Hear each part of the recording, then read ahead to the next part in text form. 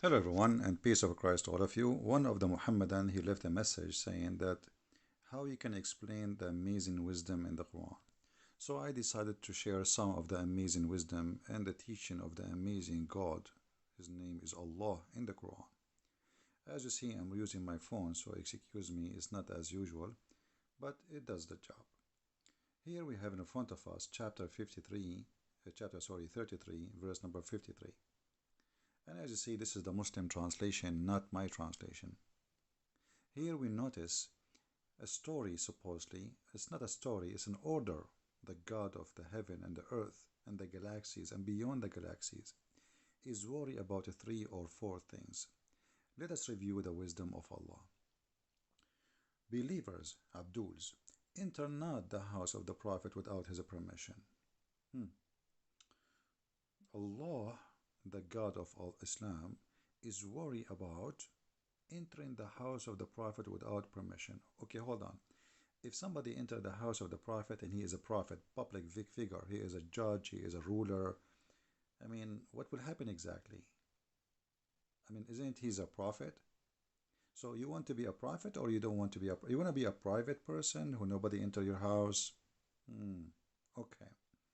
So Allah is worried about Muslims entering the house of the Prophet without permission. Later we will see why. And then he says, nor wait for a meal to be prepared. You go to the house of Muhammad, you say, I am poor man. The Prophet will say to you, well, we don't have a meal. He told the wives to say, tell them we don't have food, go.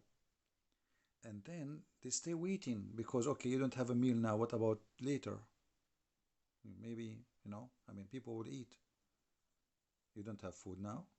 What about 2 hours from now, 3 hours from now? We will wait. Don't wait. And don't wait for it to be prepared because it will never happen. And then here, Allah is a truthful. He is telling you the truth that this is hurtful. This is hurting the Prophet. What is hurting the Prophet? To enter his house and to eat sandwiches which is not made for you. And Allah is not shy to express himself, and he is not ashamed of speaking the truth. What the truth? That this has hurt the Prophet, to enter his house without permission and to eat his meal. And here we need to stop. Many of you will say, well, I don't like people to go my house without my permission. But maybe you don't understand. If we go a little bit down, you see the interpretation made by the Abdul. It says to you that the Arab tradition, they go to their houses and they enter their houses, and not only that, they eat. Actually, if you are a stranger and you enter an Arab man's house, you stay in his house for 3 days, 3 nights, and they will not even ask you what's your name, which means your food, your accommodation is for free as a guest. It's a shame for an Arab man to ask you who are you and what do you want. Until you pass the first 3 days, then they will ask you. This is before Muhammad. After Muhammad, things change. Muhammad, he is an Arab, but he's different. He's cheap. He's selfish. He is crazy. He wants to be a prophet. The Arab, they used to be proud actually to have a guest. When somebody come to the tribe, they would be fighting over the guest who will sleep in the house of who. So if you sleep in the house of this person, you don't accept to sleep in the house of that person. That means you are insulted the other one. Muhammad is different. Muhammad, he don't want anyone to come, even those who they are believers. Those are his followers.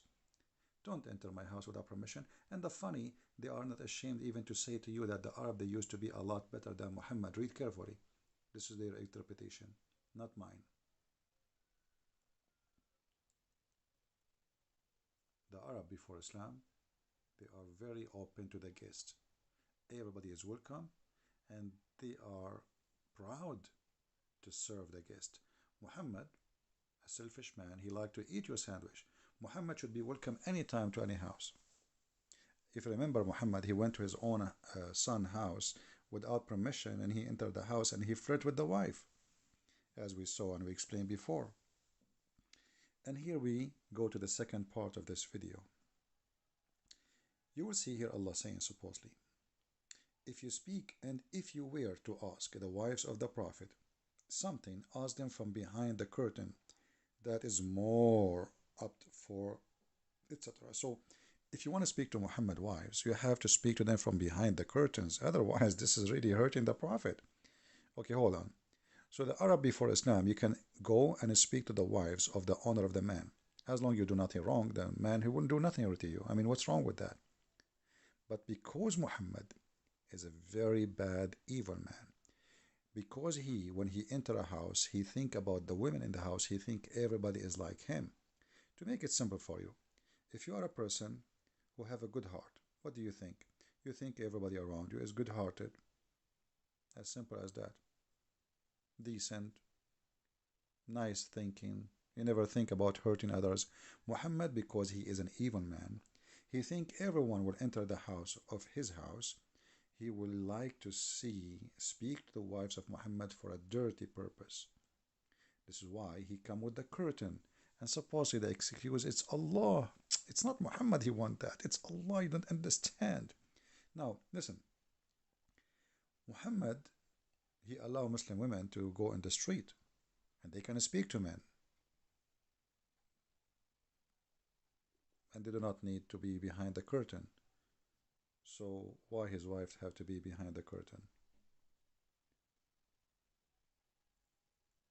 That means wives of Muhammad cannot leave the house, and if they leave the house, they have to make a tent around them and to be in the curtain. And after that, the Muslims, they start using the curtain to their wives too, because Muhammad first, and they are second.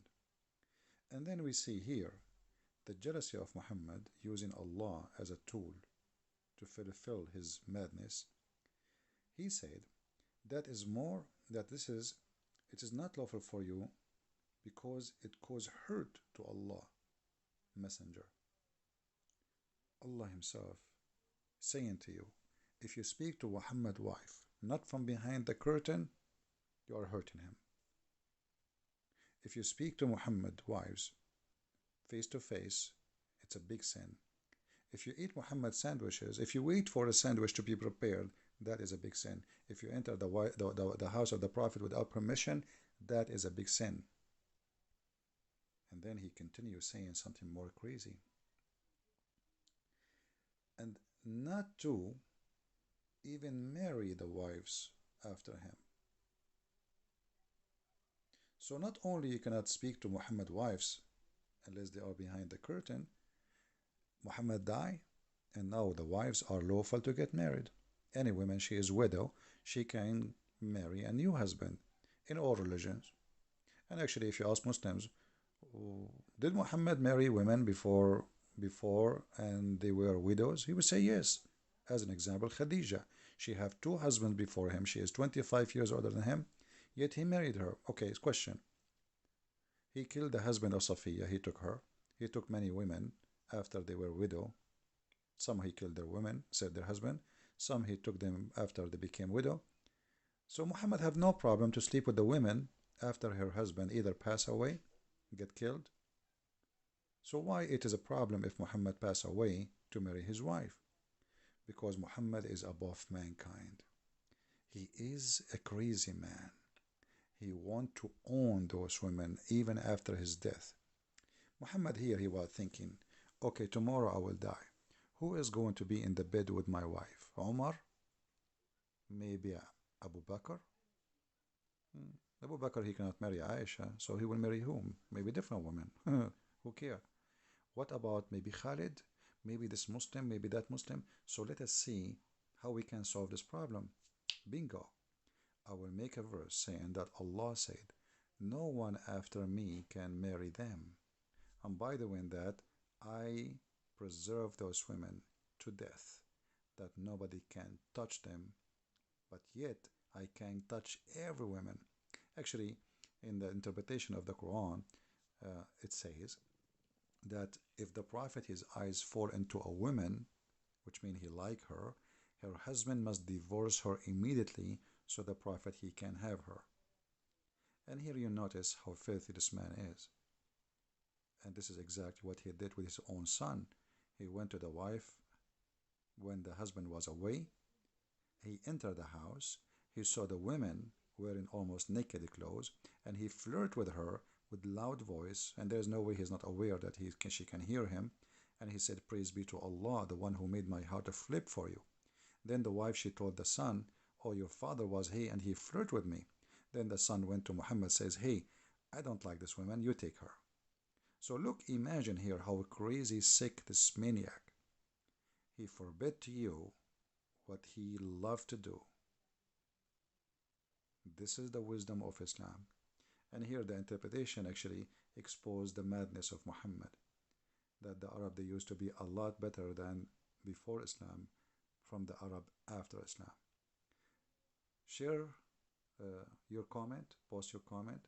If you are a Muhammadan, don't forget to refute me about Muhammad forbidding people from eating his sandwich. Allah will provide him with more sandwiches. What's wrong with you? You see, Jesus, when they ask you for a sandwich, according to the Quran, chapter 5, Al-Ma'idah, this is why it's called Al-Ma'idah, which means the table, the meal. Allah, He sent 7 sandwiches. Every sandwich have a wheel. Wheel. 7 sandwiches with 7 wheel. So why Allah is worried about people eating the food of Muhammad? What about Allah making miracle that people, they can come anytime and eat from his house and there's no problem, especially the poor? Here you will see the stupidity of a madman trying to make himself above mankind, using what he called God, making himself controlling everything around him, and forcing things so nobody discuss why.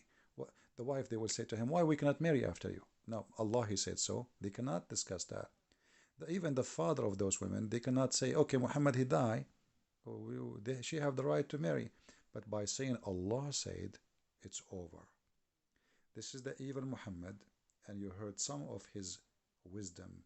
This is not the wisdom of God. This is a man speaking about his own, making his own fantasy, controlling people using God for his own glory. And this glory is filthy glory. Even the dog outside agreeing with me. Thank you very much for listening. And by the way, I am still in a mountain area, very beautiful, and it's very great. Thank you, and God bless you. Take care.